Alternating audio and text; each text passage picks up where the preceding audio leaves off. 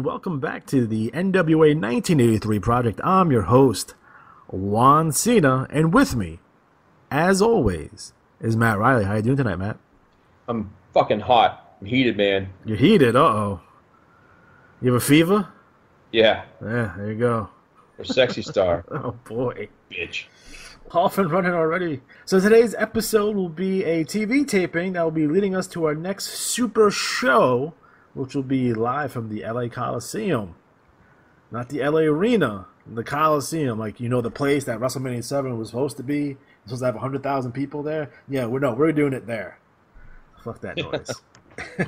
Right. If you watched the last episode, you'll notice that the Bruiser Brody defeated Jimmy Garvin to win the America's Championship. Now, Bruiser Brody was holding the Southwestern Championship at the time. As per NWA rules, you can't hold two single titles at the same time. So Bruiser Brody will be forced to vacate the Southwestern Championship. And what you'll see today is the tournament to crown a new Southwestern Championship. Now, I am aware that the Southwestern Championship was not a recognized championship by World Class Championship Wrestling. It was the Southwestern Promotions, Joe Blanchard's Promotions Championship belts. I understand that. That promotion went out of business in 1983. That's how Vince got USA Network. So, our good friend, Tully Blanchard, gave us this belt. And it is the secondary title in World Class Championship Wrestling. So there you go. I'm trying to save some sort of continuity here. So in the tournament itself, we have Tully Blanchard, Gino Hernandez, Iceman, King Parson, Dick Murdoch, Kevin Von Erich, Great Kabuki. No, our last competitor is Chris Adams, gentleman Chris Adams. Oh, hey now. So he thinks going to win the vacant Southwestern Championship. Chris Adams.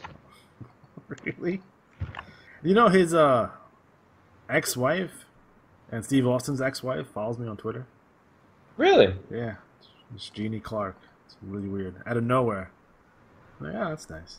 So what's in the news for this week? A couple of things going on, a couple of things that we're going to cover. Triplemania, first and foremost, is probably on the tips of everyone's tongue at this moment. Since I didn't get time to do it last week, we'll talk a little bit about Jim Cornette's debut in Global Force Wrestling.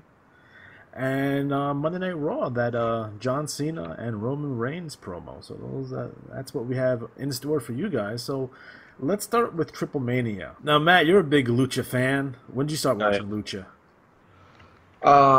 2007. I was living in Woburn. I moved in and I got this Fios, and they had a channel that carried it, and I was like, "Ooh, I'll check this out." Isn't Fios awesome, by the way? It was. I don't have it anymore. Me neither. It's fucking disappointing as shit. Yeah, I enjoyed it. My town doesn't have it. Fuck them. So I'd watch it, and my roommate would be like, "Dude, you don't speak Spanish." I'm like, doesn't matter. Although my favorite part was back when Jack Evans used to go on that show. He cut promos in English. They did subtitles in Spanish. That's awesome. Jack Evans is probably one of the most underrated talents that I've seen ever. Yeah. And I think it's a crime that he's not in WWE. He was so innovative. I mean, he's just a lot of the shit that you see that he was the one that got it popular. So I just want to keep that in mind for everyone. Yeah. So I guess the first thing in terms of Lucha that I saw was When Worlds Collide, that WCW pay-per-view, or that AAA WCW pay-per-view from back in the day. Again, just like most people, I see luchadors on ECW and WCW, and on occasion I'll get it on the Galavision or Univision, whatever the Spanish channel is around here. It comes on every once in a while. I think it comes on Saturdays afternoons. When it comes to Lucha, I think I have a hard time watching. I couldn't watch Lucha every week. I don't think it's an every week thing. It's the same kind of issue I had with Lucha Underground. I just couldn't watch it every week for whatever reason. Yeah. But it's not a knock, because not for nothing, I can't watch Raw every week either. So there's just too much shit going on. I need something. I prefer Superstars from 1989, which is a slower pace. I'm weird like that, so don't judge me. It's weird. This past weekend was Triplemania 25. 25 years of Triplemania. Wow. Yeah. AAA's version of WrestleMania or Super Bowl, or what have you. It's the biggest event of the year. Now, it's been going strong since 1993. It took place at the City Arena of Mexico, if you want to be a douche about it, the English version. Or Arena, Ciudad de Mexico. It's also the sixth consecutive Triplemania to be held at that arena. We'll quickly go over the card here. Now, this was streamed live via Twitch, is where I watched it. English commentary. I'm going to go into the commentary a little bit later. Although, you know, after watching this entire event, I would probably pay for it next year if it was, you know, a fee involved of some sort. Regular pay-per-view, or they got on Fire Stick. Right. You know, if it ends up on a streaming service that I would have to pay for, I would definitely watch it again because I did find it very, very enjoyable and it was a fun show. So the card is as follows. Now, I'm gonna really kind of skip over the pre-show matches, but basically this is where the Key to Glory finals. You know, there's 3 judges, and they pick someone out of this group to be their next main roster star. These are all wrestlers from the Mexican independent scene. So we had Dragon, Solar, Paradox, Solaris, and Ashley. They defeated Bronco Gonzalez, Chicano, Fasiche, and Hashtari. Him too. Hashtari. Second pre-show match, we had Angel Lacal, El Hijo de Vicano, and The Trigger. They defeated Angel Mortel Jr., Tiger Boy, and Villano 3 Jr. Those matches were... Lucha gets a free pass with me in a lot of things because it's Lucha, so they can be a little sloppy. Those matches were, for my taste, personally. So, again, if you're rewatching this event or rewatching this event for the first time, I would probably skip the first 2 pre-show matches and just move on to the main card. One of the coolest things they had was this fantastic video package, video montage at the beginning of the show.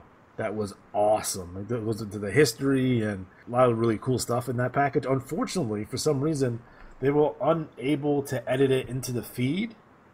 So, you know, if you watch a pre-tape package from, say, Global Force or even Ring of Honor or WWE, they cut it into the feed so you can see it on the TV, right? Unfortunately, for some reason in AAA, they cannot accomplish this, so they had a cameraman shoot the video screen so we could see it at home. It seems kind of odd since it seemed like all the other production that they have was pretty solid. I mean, it was actually a really good produced. You know, the ring looked good, the lighting looked good. It didn't look like an independent show because AAA is not an independent; it's a major promotion, and it looked like you couldn't really distinguish it from a WWE show. Yeah. Although there's other issues in terms of production, we'll talk about that later on in the show. So our opening match was our Atomic Revolution. I guess they call it the Atomic Revolution match. And this had Hernandez, La Hydra, Mamba, and Mini Psycho Clown, who defeated Big Mami, Dinanista, Estrella Divana, and Mascara de Bronce. I love this match because it's so ridiculous.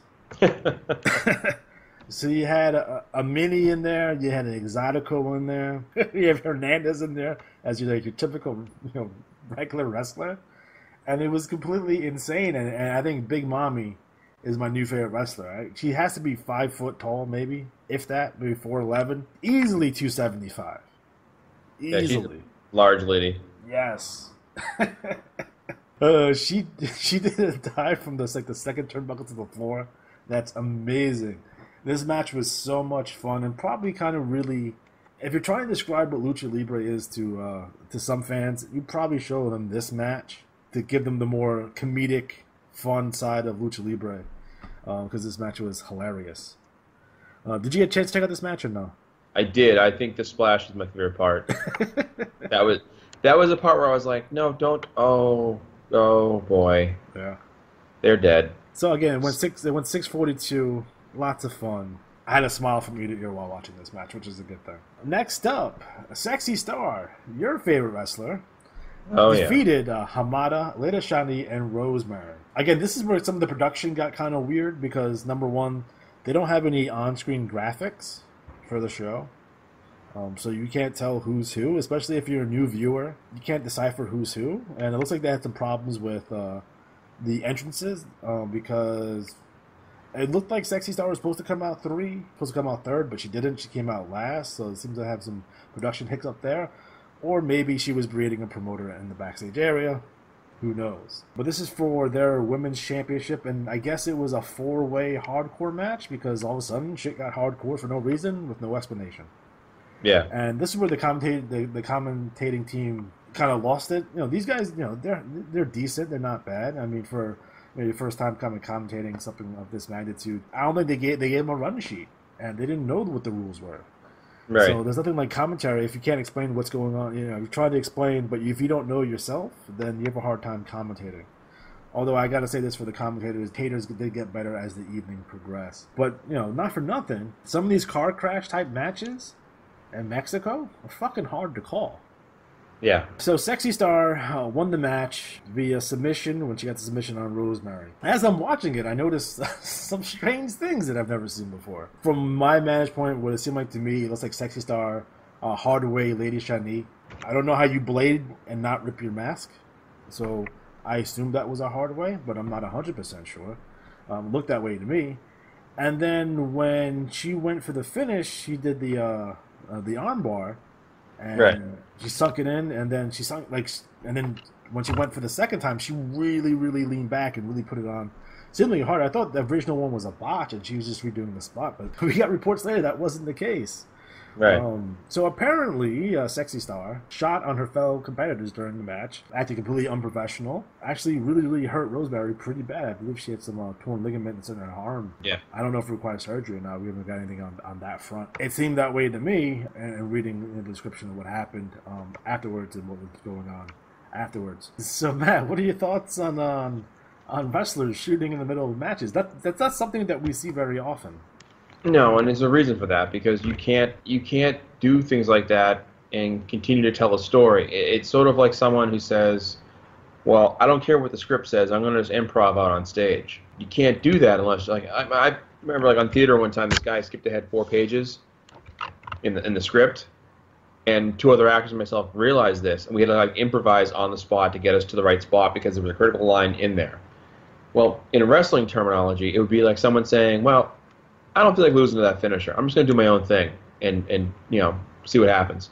Well, and not only that, at least the person didn't fucking go up to you and punch you right in the face, too. Right. Well, you know, I talked earlier, it was an actor. I think it was Gene Hackman. It may have been Robert De Niro, but it was in a movie where he said, you know, want to make this punch look really good. So the guy leaned in. So he legit punched the guy and, like, almost broke the guy's jaw, but he also almost broke his hand. And they fired the guy. And it's supposed to look real, not be real. If you're a shitty wrestler, you're a shitty wrestler. Now, from all that we've heard, she is a diva. She's a prima donna in love with her own press, right? I think it's even worse because I think there was an intention to hurt. Right. She wanted to show, well, yeah, well, look at this. Now, she's been known to do shit like this before in the past, just not this severe. And I know a lot of people that's covered for her in the past. Right. You know, gave her excuses. She actually left wrestling for a while to pursue a career in boxing, and had one fight and won that fight, and then she came back to wrestling. Right. And took off her mask and everything, which is something that you don't necessarily do and come back. You know, the whole thing is complete bullshit. She went with the intention to hurt, which is also bullshit. It wasn't like a self-defense thing. It's not like an Inoki, a Great Antonio scenario, or even an Earthquake and Katawa scenario. These women were giving their bodies to her, and she took advantage and hurt them for real. And that's like the ultimate no-no in professional wrestling. This is like if someone was, I'm trying to think of other analogies, but basically, like, all I can think of is porn. Like if someone's like, okay, and they decide to fist the person in the ass, and no heads up, just going to do it. And then be like, well, you know, like, you can't do certain moves in wrestling without the cooperation of the other wrestler. Right. And then there are moves that you can do, but they're going to totally trust you not to really fuck them up. Like, if you wanted to do almost any submission hold you can think of, you could legit hurt someone. Like, I'm talking even simple arm bars. Yeah. You can hurt somebody with it. They get tap outs on UFC, for Christ's sakes. Right. And that's the thing, is you're building the illusion that the hold is dangerous. Now, if this was a super secret work, and let's say Rosemary and Sexy Star wanted to, like, do this, cook this up, that'd be another story. But there would be certain things that are in the elements that would be being revealed that are not happening. Right. Now, one of the big things is that AAA has decided not to, like, kind of condemn her yet. They're kind of playing it, like, quiet because they think it's, like, going to hurt their image. Well, I think it hurts their image more to have a champion that they have a belt on who's a piece of shit who does this. See, that's where I think that's where it's a little bit different. If this was in the United States, then they would have no choice but to fire her. But I'm pretty sure that the fans in Mexico don't care. Like, Here's the thing, though. It's not they don't care. They're not interested in the backstage stuff at all. They're not into like shoot interviews and backstage drama. So it's a good possibility that they still may not know. Well, there the thing too. She's also saying that she claims that Rosemary attacked her first, and she was defending herself and sending her a message not to mess with her. I didn't see any evidence of that in the match. It's in English versus Spanish. And here's the thing. If you're wrestling someone, you have to have a certain level of trust. You have to. If you don't, you just... Well, number one, if you don't, you're going to look awkward taking bumps because you're going to be so afraid to like let the guy do anything to you. But I really feel that ultimately, the way this ends one of two ways. Either A, she eventually gets fired for this. Or B, someone fucking fucks her up big time in the ring. Because there's always someone bigger, faster, stronger. If you know she didn't shoot on Hamada. You notice that shit, right? She did not shoot on Hamada. Because Hamada would have fucking taken her lunch. No fucking shit. And that's the thing. It's like, you know, she's picking her spots. Well, you know what? Let's say she wants to go for a drop kick. I know she calls a spot. I wait till she jumps in the air, and I step aside and then fucking give her an elbow in the fucking face, knock her the fuck out.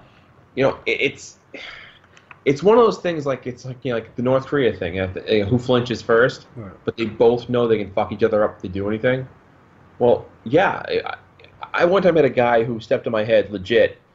They were doing the heel spot where I was on the mat, and he's stepping on my face with his boot, but he's leveraging himself on the ropes, so he's not actually putting any pressure on. Well, he slipped, so he legit healed my fucking forehead. I had a bruise right across my fucking head for like a week and a half. Now, he didn't mean to. I could have sat up and been like, what the fuck, and taking shit at him, but like, I knew that wasn't in his intent, you know? And I remember Manny Hernandez was well known for like taking advantage of guys. It's different. There's a difference between shooting on someone and giving someone a receipt. Those are two very, very different things. And you don't try to fucking rip their fucking arm out their fucking socket. Right. Just don't. It's one thing to give someone a stiff forearm to the back of the neck, or try to give someone a stiff kick to the side. That's a different scenario. That's a completely different scenario. So this whole thing is 100% pure bullshit. And then for Vampiro to come out, Vampiro tried to make a statement, but I couldn't understand anything he was saying at all, because it was rambling. He was rambling. He tried to come up with a statement, and I don't know what he was saying. So they need better PR people than in AAA to handle these situations. But Sexy Star is already losing bookings in the United States. I don't think she'll ever be welcome in any promotion in the United States. She probably is blackballed from the WWE or Global Force at this point. So she's probably not going to see her back there. She's probably not going to be wrestling in the States anytime soon. Maybe not even in Japan. Although I don't think she's shooting on anyone in Japan. No, it's not going to end well for her there. So, but some of these things are weird, and I'll tell you why it's weird. Because Invader was still wrestling up until a couple years ago. He fucking killed Bruiser Brody. Yeah. I mean, he went to trial. I think did he go to trial?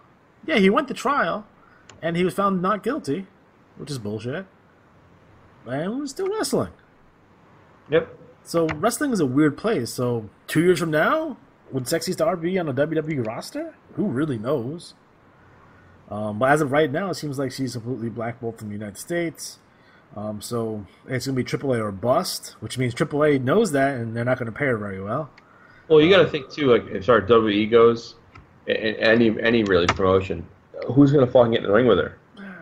Like, you're going to find someone who says like, "Oh, well, Nia Jax maybe." Yeah, but even so, what if she fucks up Nia Jax with a legit like leg move? And he's like, "Yeah, how fucking tough I am." Yeah. You know, like no one of substance that's not bigger than her or faster than her is going to say, "Yeah, get in the ring with me." No, maybe she never steps foot in the ring ever again. Who knows? Yeah. Don't be a dick. How about that? Can we not be a dick? Right.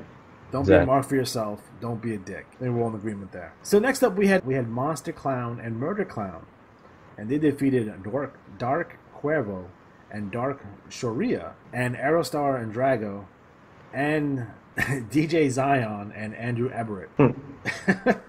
So we had a 4-way match for the AAA Tag Team Championship. Again, your standard fare for the most part. other than Aerostar jumping off the lighting rig onto his opponents, which was a hell of a spot. And if it wasn't for the Sexy Star incident, that probably what we'd be talking about right now was him taking that spot off the lighting rig, which had to be maybe 30 feet off the ground, at least from the mat, probably 40 feet from the ground. That's an insane spot, super cool. I mean, they caught him, so it wasn't maybe as dangerous. A very dangerous move, but it's not as dangerous as it could have been.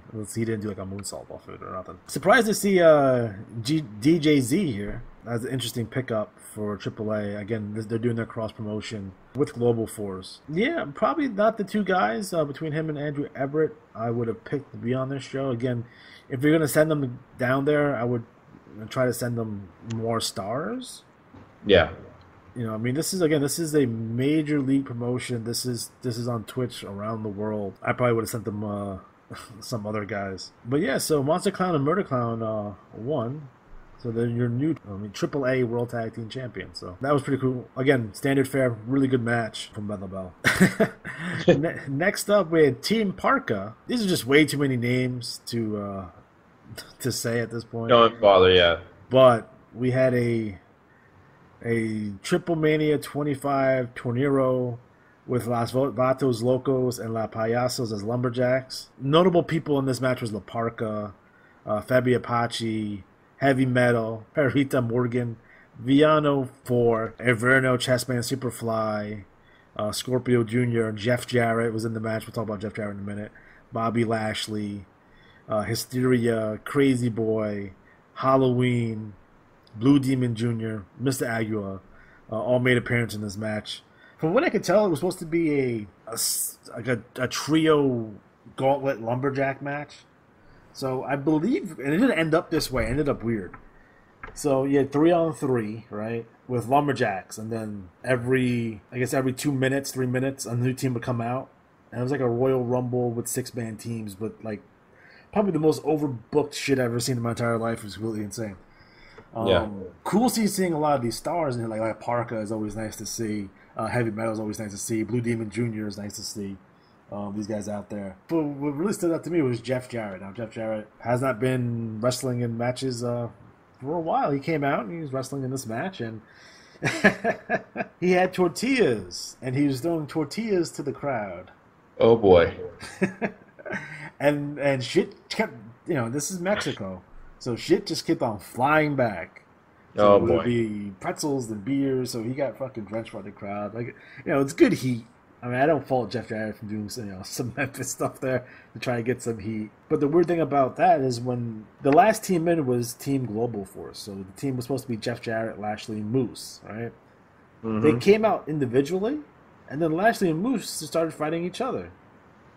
And then I don't know what happened to them, and like the whole match completely broke down. This is where they fucked up a lot. A lot of the production started getting fucked up. Didn't know what was going on. It looked like La Parka's teammates were eliminated, but La Parka's still in there, and then La Parka somehow gets the win. They played his music twice, so they had a false finish, and they played his music on the false finish. So that ruined everything. And then when they had the real finish, it's like you can't cut people's music in. That's like the second or third time they did that night, where they messed up their music and they got someone in early. It's like, ooh. So yeah, I don't know what the hell happened in this match. I would go out of my way to watch this match, because if you want to see what a car crash wrestling is, this is it, because shit just fucking goes out of control real fast. That's always been the biggest knock on Lucha in general, is that when someone forgets a spot, or someone loses a spot, or they get lost in the match, the whole match goes to shit because they don't improvise, is what I hear. I don't know if that's the case here or not, but shit got fucked up in this match. And it was like, ooh. But because it's Lucha, they're like, it's okay. And you just sit there and kind of turn your brain off and you enjoy it. After that, you have Pagano versus El Mesias. And this was in a street fight. Again, a nice hardcore brawl. It would be the same as Extreme Rules match in the United States, and ended in a no contest. So, again, Pagano, who's going to make his Global Force Wrestling debut pretty soon, is like one of their hardcore luchadors. And El Mesias, you guys know who he is. He's fairly popular in the States. So, he is... he's my friend and your friend, Mil Muertes. I don't know why they don't use that gimmick in Mexico. Yeah, but it's only for Lucha Underground. But a nice and A good brawl there. After that, we had Johnny Mundo, John Morrison, Johnny Impact, because he's now debuted on the Global Force, defeated El Hijo de Fantasma and Texicano Jr. And this was a three-ways tables, ladder, and chairs match for 3 championships. AAA Mega Championship, the AAA Latin America Championship, and for the AAA World Cruiserweight Championship. So he had to take down all 3 belts to win. So I thought they were going to do a gimmick where each guy grabbed the belts and they'd be new champions, but that's not the case. Again, this is a fantastic ladder match, but it's very scary because it just seemed very unsafe. And it's like, it's literally like watching a car crash, because you're watching a car crash and you can't look away. Well, you probably should just keep on moving and going where you need to go, because these guys were doing nuts. Lots of blood spilled, and I guess the big thing to talk about in this match was the post-match segment. It kind of looked like a match to get to this post-match segment, which was a confrontation between Vampiro and Johnny Mundo. Apparently, they had a war of words on Twitter. It kind of escalated from there. Johnny Mundo wanted Vampiro to put the belt on him. Vampiro reluctantly did. Johnny Mundo's cursing out Vampiro in Spanish, and eventually Vampiro gets his. He takes all he can take, and he can't take no more. And he gets his revenge on Johnny Mundo, so it looks like they're doing something with Vampiro and Mundo moving forward. And in the main event, we had Psycho Clown, who defeated Dr. Wagner Jr. Now, this was a hell of a match. Now, again, if you want to introduce people into Lucha Libre, I'd probably show them this particular match. Yeah. Lots of emotion. People kicking out of finishers, which doesn't seem like a big deal here, but in Mexico, no one kicks out of fucking finishers. Like, that shit does not happen down there. So they did in this match. Again, it was a mask versus mask, and Dr. Wagner ended up losing his mask. People in the crowd crying, his son's in his ring, the wife's in the ring. Psycho Clown's son comes out. It's a really big deal. You felt the emotion. I got choked up a little bit, and it was a great match overall. So, Matt, I know you watched this match. What are your thoughts on this match? I enjoyed it a lot. It was I think my favorite mask versus mask match was Inferno versus, is it Aerostar? No, it wasn't Aerostar. God, I forget. But it was Inferno, and it was awesome. But what they did before the match, they recapped their feud with Duel of Fates from the Star Wars movies, and it was really well done. Like it talked, showed how it began. It showed each guy talking about what it meant to them to win. I mean, they just don't do that anymore, and it's like such a pivotal, important part. In this case, you had the match itself and some clips of the things in the like the press conferences, other things like that. So I'm watching it. I don't know who's going to win. And in my head, I'm thinking, okay, Wagner's the veteran, but I don't know how much of a veteran he was in the sense of like how long he's been wrestling. Yeah. And Psycho Clown, I'm like, well, Psycho Clown, they have so many clowns. Are they going to put him and give him the Undertaker type rub where you're putting it all on him? And when he hit that finishing move and pinned him, and I was like, whoa! I was like, okay. And then when I saw Wagner take the mask off and he had the gray beard, it was like, shit. And he looks like one of those guys from the Most Interesting Man in the World commercials. Yeah, for real. And he said what his real name was and how old he was. He's 52. So then I was like, oh shit, he's probably gonna hang him up, or thereabouts. And then he went wrestling. He wrestled yesterday. I thought he wrestled today, but without a mask. Without the mask. And that's fine, whatever. But it's such a cultural part of the match, the mask, And I thought it was really well. Again, it's one of those things that they don't do enough of, and this goes back to my Dusty Finish hatred of building up this big finale finish, and then you swerve them, and you don't swerve them with a payoff. You swerve. Well, we're going to delay the pay. You know what? Either shit or get off the pot. This is it's time to deliver. Hair versus hair. You can't have a hair versus hair and then give the guy a crew cut. Like, come on, man. No. So I think overall this show was really, really good, very entertaining from top to bottom. Again, if you guys have not seen it, go out of your way to check it out. I thought it was really well done, and I was really, I was really invested in the characters on this show. I haven't been invested in characters in the WWE show for quite a while. Right. So again, if you're looking for an alternative, if you like, if you're a fan of Lucha Underground, or you're just looking for something new, I would definitely give AAA a try. I'm curious to see what they go, if they're going to do more English language broadcast in the future. I'm curious to see that. New Japan's doing it. Why not AAA? That'd be cool to see. Again, I don't know if I could watch it every week, though. I think that might be a tough watch, just because the psychology is so different. I can watch 96 hours of Georgia Championship Wrestling from 1979, but watching modern day Monday Night Raw or AAA Weekly, that's a little rough for me. And I don't know why, because I'm only 35. A lot of that shit happened before I was born, but I don't know, man. It's just, I guess tastes are just different. Yeah, again, it goes back to my ultimate deal with, when you put two guys in the ring and you give a storyline where they both want to win and there's something in the balance, believe you want to win that match. Like McGregor and Mayweather, again, it wasn't a work, wink, wink, but, it made people want to watch. And that's the thing, is you had this history. They took their time to build it up. How many times have we seen them say, like Roman Reigns, John Cena?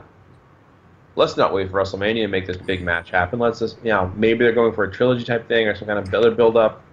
Who knows? It's already fucked up. And I try to be positive on the show. I really do. When I saw that promo last night on Raw, and I went out of my way to see it, in the full uncut version of it, by the way, not the edited version. My Twitter's blowing up, Facebook's blowing up. Oh, this is the greatest promo I've ever seen in my life. Oh yeah, Roman really got him with that one. Blah blah blah blah blah. People saying, oh, I may have to like Roman Reigns now. The greatest promo ever. This is legit shit I'm seeing. I'm like, what the fuck? I'm like, Roman can't cut no promo, but maybe he pulled one out of his ass. Let me go check this out. And I'm watching, and I'm watching, and I'm watching. I think I'm on crazy pills. Like, I might be stupid. I don't know what's wrong with me. I don't think this is very good. I don't think it's very good. Essentially, it's the same old shit. It's Roman's promo, stumble aside, and I don't mind the stumbling. Dusty used to stumble on shit all the fucking time. So did Hogan. No one gave him shit about it. But it's like, you're literally saying the same shit The Rock said. You're saying the same shit that fucking CM Punk said. You're saying the same shit that The Miz says. There's nothing new here. You have not broken any new ground here with this promo. And then reading some of the reports today is like, Roman's promo was scripted, John's was unscripted. Or John was able to shoot and say anything he wanted. So I'm like, that's not cool either. Because if we're shooting, we're shooting. There's 1,000 things I could say to John Cena that would probably give him a better crowd reaction. And the other problem with that promo was, like, what Cena said was whatever. It was fine. No issues there, but it was typical John Cena. And this is where people get mad at John Cena for the wrong reasons. Oh, he's burying guys. He doesn't have good matches. He's stale. And 2 out of 3 of those are correct. But what bothers me about John Cena is this. He doesn't sell on promos. For example, Roman Reigns called him part-time and a phony. That's supposed to make you mad, John. That's supposed to piss you off. But if you play it off like nothing bothers you, like it's water coming off a duck's back, like, it's whatever, man. You're stupid. Yeah. You know what I mean? Like, it's so ridiculous. That's the one thing Reigns didn't do, was say to him, even your reaction, like, why does anyone care? The one thing no one says, this is what needs to be said. You know why no one can sit out of their chair or boo for you? Because you don't care. And it shows. You show up when you want top billing. Well, it's because I've earned it. Have you? You show up for a few months at a time, you take off, do another show. And that's fine, you got a career like that. But what you're doing is you're taking the guys in the back, and as much as he wants to say, like, I'm not holding people back, you're being on TV means one of those other guys isn't. That's just how it is. And if you're not going to commit to it, all you're doing is hurting those guys because you want to pop in. You want to do it? Do what The Rock does. Show up for 3 weeks before a pay-per-view, cut a few promos, there you go. Like, for me, as soon... Now, so a lot of people say, oh, it's a work shoot, it's not a shoot, whatever. There's no such thing as a work shoot, first of all. It's either a work or a shoot. You can't do both. Like, oh, I'm going to say this real-life shit about you, but it's okay, right? That's a work. That's not a shoot. There's no such thing as a work shoot. But if John was able to shoot, because Vince said, oh, just fucking go out there and fucking say whatever you want, the moment he went off a script, I would have fucking buried his ass. Everyone calls him a phony, but no one calls him a phony because. I would have immediately went to, was like, to something to the effect of, I hate everything about you. your goofy jean shorts, your sneakers, your stupid hat, and your gold-digging, stupid fiance. Right off the bat. Let's see if if that's a shoot, let's see if it gives me a reaction. And then he would have said something to me, and I would told him to shut up before I break his face, and then he would have kept on saying something. And then I would have told him something to the effect of, if you don't stop talking right now, I'm going to rip your arm out of the socket, and no one in the back's going to make me apologize for it. Yeah. I mean, we're shooting, right? Okay. And then I would have asked him if he understood. I'm like, John, do you understand? If you understand, nod your head up and down, or do you have 1,000,000 pounds of brain damage like Daniel Bryan? To see if we get him a reaction.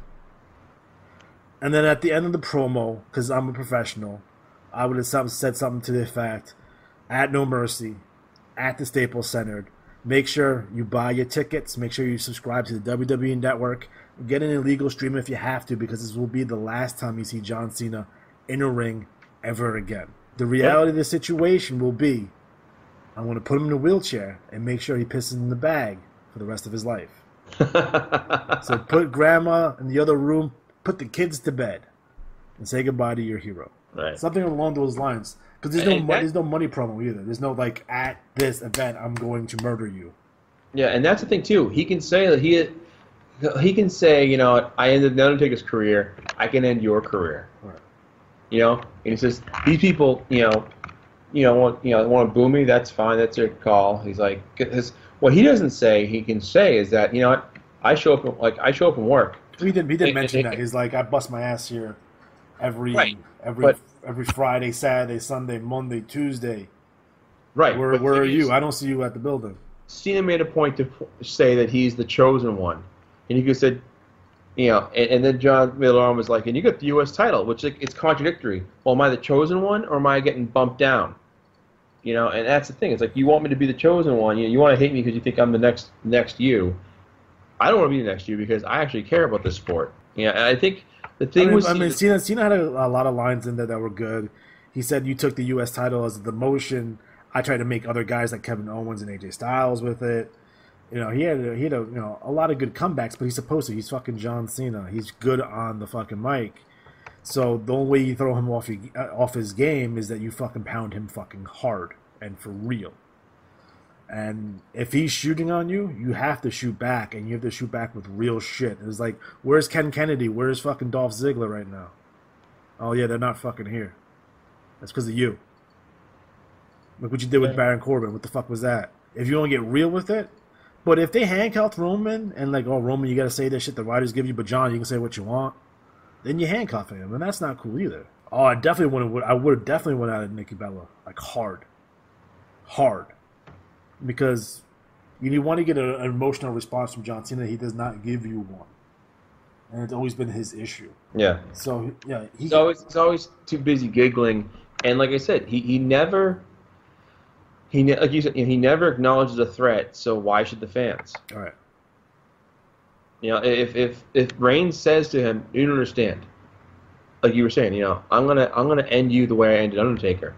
If you don't think I'm serious, go look at the roster. Go see who Undertaker is. Guess what? He's not on it. Again, he had to be more threatening, and he wasn't. So I think overall that promo, it was a solid promo.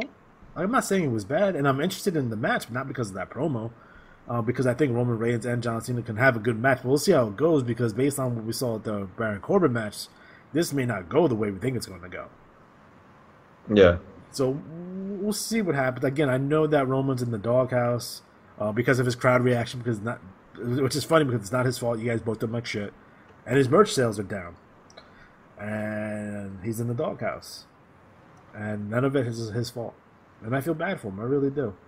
But hopefully they have the kind of match that we want them to have. This is not some sort of swerve or Cena's being cute in the ring on Vince's orders, by the way, because Cena wouldn't do that without Vince's blessings. Make sure we're clear on that. But we'll see how it goes. But to say this is one of the best promos you've seen, this is one of the best promos of all time, go back to 1980 and watch an Ole Anderson promo. I dare you. Go ahead. Stop. Pause this. You're on YouTube. Type in Ole Anderson Georgia Championship Wrestling 1980. And watch. And then come back and tell me this is one of the best promos you've ever seen. It's just not true. The fact of the matter is that none of the promos on the show are any good. That's why there was always a stark contrast of what you saw on TV and what you saw on Talking Smack. Right. It's a big difference. So don't tell me that's one of the best promos of all time. It just sounded differently because everything else is not great. So, meh. It's like, you know, people have these such extreme positions on shit. It's either the worst thing ever or the best thing ever, and it's never ever kind of like that. It's just not. So, you know, we'll see how it goes moving forward. You know, I'm curious. At the very least, I'm curious. But I would have been just as curious without this promo. So we'll see what they do next week.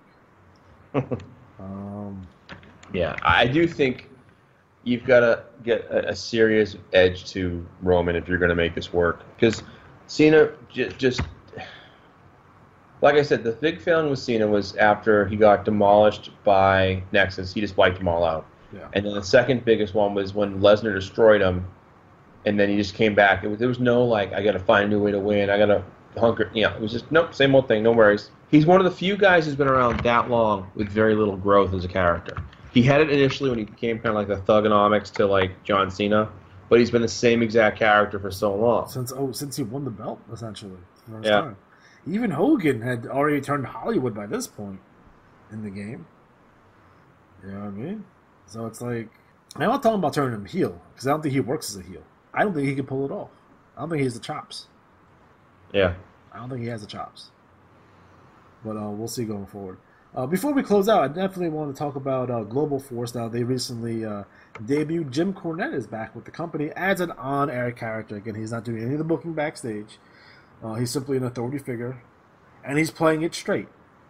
Thank fucking God. Yeah. He essentially went to the Bill Watts school of how to be an authority figure. You know, he's tough, but he's fair. He's going to be for the people. You know, he's going to do, you know, he's basically going to be fair. He's neutral, right? He's neutral, which authority figures should be. They should be neutral. Right. They shouldn't go right or left or one side or the other, which was nice to see. Since I found out that Cornette was going to be on Global Force, and then I don't get a station that has Global Force here. It's weird. That's a whole other scenario. I was able to locate the episode and sit down and watch. Now, I haven't watched Global Force Wrestling since the Monday night. And I watched that Monday night show, and it was so shitty that I never watched another episode ever again after that. Oh, that was so bad. And Homicide couldn't get out of the cage and shit. Oh, my God, that was ridiculous. I haven't watched them since then. So I'm like, all right, Cornette's back. I know Dutch Mantel is booking. There's no more Vince Russo. There's no more Dixie Carter. They're out. Cornette's back. That's enough to get me to at least watch the episode. I sat down and I watched it. And I'm like, I like the interaction with Cornette and Bruce Pritchard. Most likely they're going to bring back Bruce Pritchard as a heel character. Maybe has a stable attached to him later down the road. But for right now, he is fired. They addressed the Alberto El Patron situation, and they stripped him of the belts. And initially, Bruce Pritchard was going to put the belt back on Lashley, but Cornette came down and was like, no, we earn belts here. We earn championships here in Global Force, and we're going to do I think it's still a 20-man gauntlet match of some sort on the next show. Yeah. But overall, for that first show that I did watch, it's very solid, very basic, very simple, very basic, very solid. Something that Global Force does extremely well that I noticed is that they do, on the show that I watched, they did a lot of backstage pre-taped interviews, but not like someone with a microphone in someone's face talking. Nice little like sit-down packaged interviews, right? They probably shot like a million takes of, but they got it perfect. You know, versus someone's going down the ring, grabbing the mic, talking, someone, music hits, they interrupt, they talk, and the third person comes out and they talk, and then have a match later on that night. They didn't do any of that shit. But, you know, it was very well produced, very solid, and, you know, it was very easy to consume, and it was a very easy watch. So, I will be watching them again. I'm waiting to get my hands on the next episode, the following week's episode. I think I'm a week behind in terms of Global Force, but very solid wrestling, very good wrestling. No complaints with the show. You know, really, really pretty good. They can only get better from here. So I'm looking forward to see what they do in the future. Again, as in terms of a fresh start, you know, I know they've been under new ownership and they have new leadership come in for a little bit now, but it seems to me, based on what I saw, that they're going in the correct direction, which is good. TNA has been it's like an abusive boyfriend that you keep on going back to. And you're hoping they'll change, and they change their ways, and you go back, and it's good for a little bit, and then they fucking suck again. And they've gotten me 3 or 4 times already. It's just like an abusive relationship. So it's like what am I supposed to do? So since Cornette's there and Dutch is booking, I'll give it a try. I don't know about that fucking gauntlet match for a championship, though. They should just have that one. I mean, that's just nitpicking booking shit that I wouldn't have done, but what are you going to do? What are your thoughts on Jim Cornette returning to television? I'm happy to see him return. I mean, I'm always a fan of his stuff. So I think it'll be a nice approach to shake things up. And again, I think important thing is stay neutral. Don't become the typical, Don't be Vince. Don't do that dumb stuff. Just be, and he knows that. We're not telling him anything he doesn't know. Because every time he's been in a commissioner or president or whatever, he's always played it pretty down the middle. So, I'm sure when he said that's the character that I want to be. I don't want to be a heel. I don't want to be David Crockett. I don't want to be Vince McMahon. I want to be someone. I want to be Bill Watts. So, as long as he plays it down the middle, I think we're good to go with that. I met Jim Cornette in New York City one time. He's a lot taller than you think he is. He's like 6'3" or 4. Oh, really? Yeah. So I'm pretty happy with that. So guys, make sure you catch us on our next episode. It will be a super duper event. Our first big super show. This will be live from the LA Coliseum. Could we possibly get 100,000 people in LA to watch wrestling in 1983? I doubt it. We probably got to split it in thirds or whatever. But it's a nice thought. And we'll talk about how could we get 100,000 people in Los Angeles at the Coliseum in 1983. Main event of this show will be Harley Race, the NWA World Champion, taking on Roddy Piper. So that should be a hell of a matchup. Yeah, that's pretty neat. Oh, by the way, before we close out, recently, I know I mentioned earlier that I was watching Georgia Championship Wrestling from '79. Yeah. Was not aware that Bobby Heenan was there. Really? Bobby the Brain Heenan in Georgia. That's amazing to me. As a wrestler or a manager? No, he was a manager. And then they had one of the big things they had going on was this Kevin Sullivan versus Steve Keirn feud. Yep. Which is really good. And I saw Tenru in 1979 Georgia. Japan. I'm like, what the hell? I was also watching something where they're doing something with DiBiase. I don't know if this was 80 or 81 or 82, where DiBiase got injured and he seemed like he's in the hospital bed with the fucking all the shit, and they progress every week, and then they do a big training montage like Rocky at the end. So I forget who he was feuding with. It might have been Austin Idol or Stan Hansen or somebody. Georgia might be the best wrestling, period. Probably from like 78 to 83 in that time frame might be the best wrestling ever. But again, it goes back to my biggest issue with Georgia is that we never see any blow-off matches because they didn't tape any of the matches at the Omni. If they did, they erased them. So I don't see any of the footage. Like I still want to see that Buzz Sawyer Roddy Piper match that was a dog collar match from '83. Yeah. Months before he did it with Greg Valentine and Crockett. So yeah, there you go. Guys, do yourself a favor. Go watch some Georgia Championship Wrestling. It's awesome. It's good stuff. All right, guys. So we're officially out of time. So for Matt Riley, I'm Juan Cena. Have a good night.